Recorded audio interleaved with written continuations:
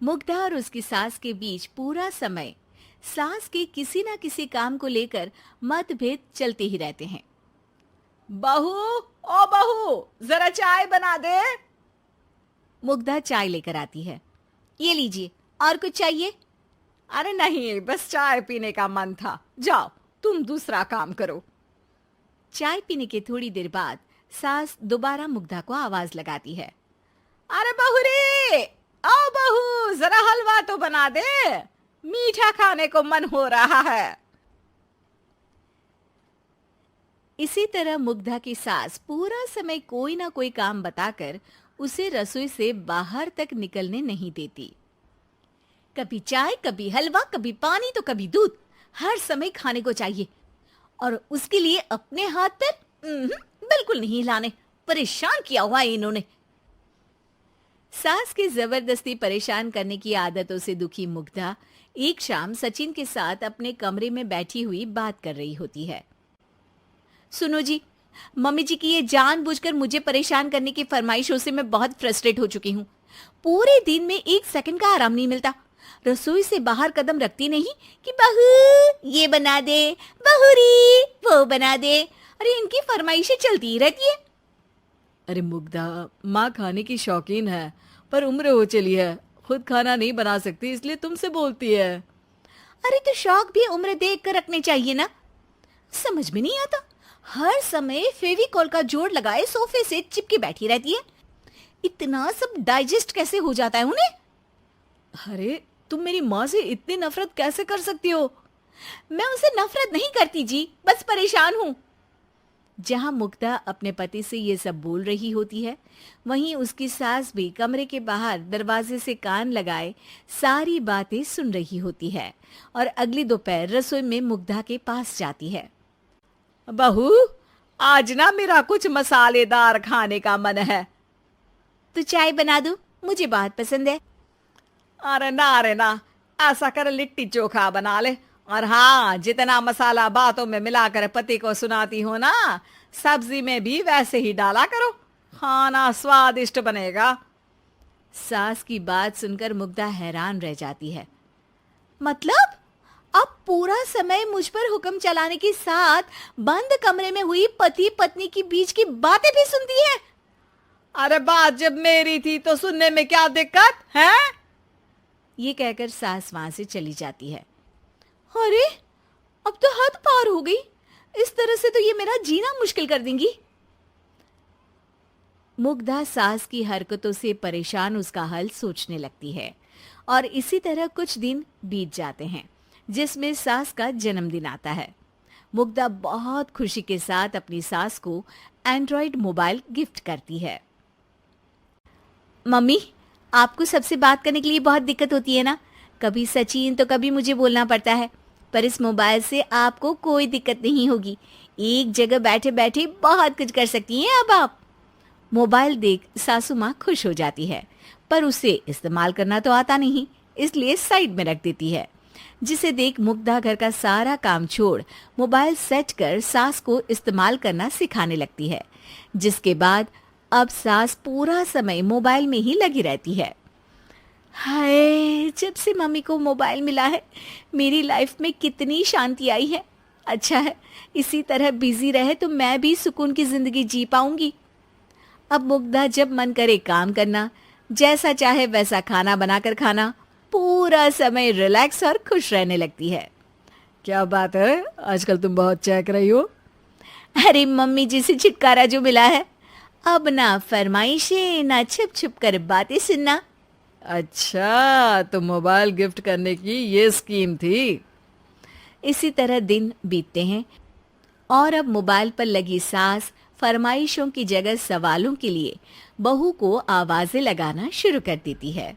अरे बहू सुन तो, देख जरा किसी का फोन क्यों नहीं मिल रहा? रिचार्ज खत्म हो गया है, पर अभी 4 दिन पहले ही तो मैंने किया था। इतनी जल्दी कैसे खत्म हो गया? अरे मैंने कल तेरी कनाडा वाली मौसी सास से 3 घंटे बात की थी ना। क्या? इतना महंगा तो मोबाइल भी नहीं आया जितना महंगा इसका रिचार्ज पड़ रहा है। इसके बाद तो जैसे मुग्धा के दिन के 24 घंटे में से 20 घंटे सास के पास उनके मोबाइल रिलेटेड प्रॉब्लम सॉल्व करने की ड्यूटी ही बन जाती है। अरे मुग्धा, ये मोबाइल में अचानक तेरी मौसी सास की शक्ल क्यों दिखने लगी? और ये तो हिल भी रही है। मम्मी, ये गूगल डुओ का वीडियो कॉल है। इसमें आप बात करने के साथ एक दूसरे की शक्ल भी देख सकती हो। अच्छा, ये तूने मुझे पहले क्यों नहीं बताया? अब बताने के लिए पहले नहीं बताया। इसी बीच सचिन भी वहां आ जाता है और सास अपनी वीडियो कॉल में बिजी हो जाती है। क्यों, सास बहू में क्या गपशप चल रही है? इसे गपशप नहीं, दिमाग का दही होना बोलते हैं। पर तुम तो मम्मी को मोबाइल देकर बहुत खुश थी, फिर क्या हुआ? हाँ, उसका सुकून भी कुछ ही दिन मिला। अब घर के टंटे खत्म हुए तो मोबाइल की टिंग टिंग शुरू हो गई। देखो भाई, कुछ पाने के लिए कुछ खोना तो पड़ता है।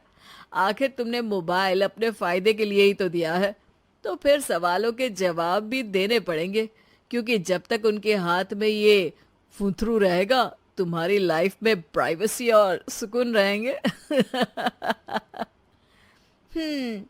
कहने का मतलब है अगर इससे प्यार बढ़े तो दाग अच्छे हैं। अरे मुझे पहले दिन से ही पता है मोबाइल किस मकसद से दिया गया है। भूलो मत, इससे पहले मैं बातें ही सुनती थी। सास की ये बात सुनकर मुग्धा शॉक में और सचिन हंसता रह जाता है। अरे कल्पना बहू, जरा अच्छी सी चटनी पीस दे, आज कुछ मजेदार खाने का मन है। पेट में जलन हो जाएगी माँ जी बुढ़ापे में, और वैसे भी मेरा काम करने का वक्त शाम का है। अब प्रिया को ही बोल दो। इतना कहकर कल्पना वहां से चली जाती है। कांता कल्पना के ऐसे रवैये से काफी परेशान रहती हैं।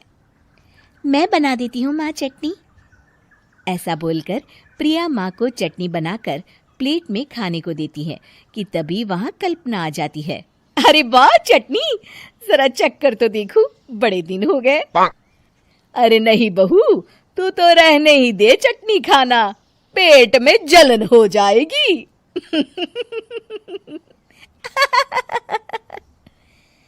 इतना कहकर कांता और प्रिया दोनों हंसने लगते हैं।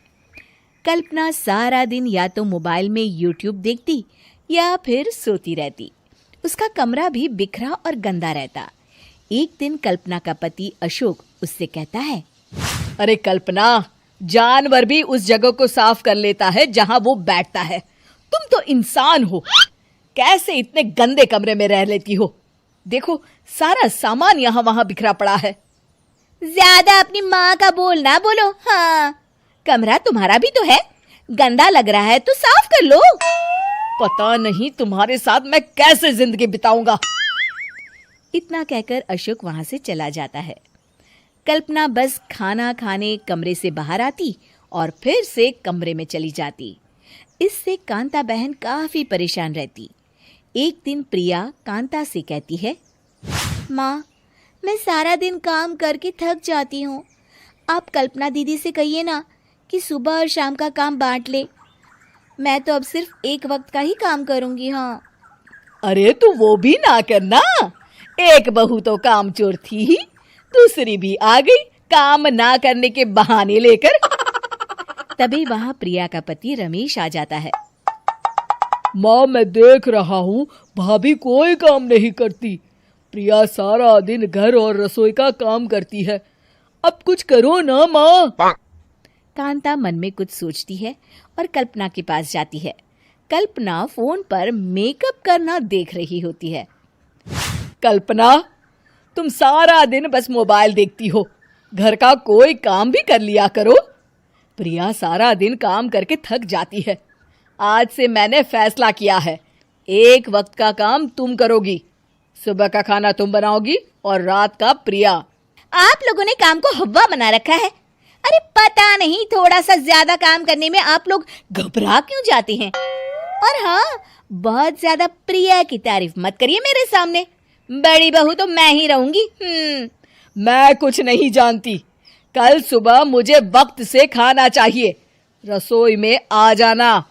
वरना कल से तुझे खाना नहीं मिलेगा। अगली सुबह कल्पना रसोई में नहीं आती है। वो देर से सोकर उठती है और बाहर आकर कहती है, अरे भूख लगी है, आज खाने में क्या है? इतनी देर हो गई, आज किसी ने मुझे उठाया भी नहीं, पता नहीं कहाँ है सब। कल्पना को घर में कोई नहीं दिखता। वो रसोई की तरफ जाती है जहाँ बड़ा सा ताला लगा होता है। अरे रसोई में ताला! ओ, मैं तो भूल ही गई थी। माँ ने आज से सुबह का खाना मुझे बनाने को कहा था। हे भगवान, इतने लोगों का खाना बनाना क्या आसान है? तभी घर के सारे सदस्य बाहर से वापस आते हैं। वाह माँ जी, मजा आ गया छोले भटूरे खाकर। मेरे मुंह में तो अभी भी स्वाद आ रहा है। अरे कल्पना, तेरे भरोसे रहते तो हम तो भूखे ही रह जाते। कल्पना को बहुत गुस्सा आ जाता है। अब बहुत हो गया, आज से मैं अपनी रसोई अलग कर रही हूँ। मैं अपना खाना खुद बना लिया करूंगी।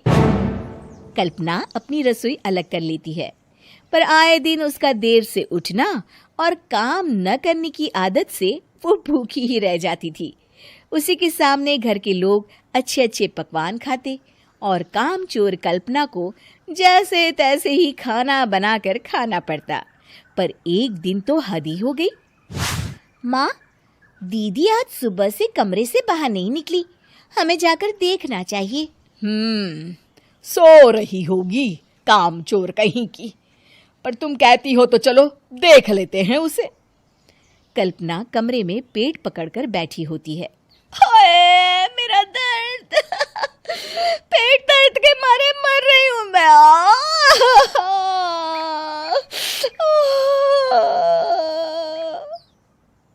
अरे दीदी, क्या हुआ?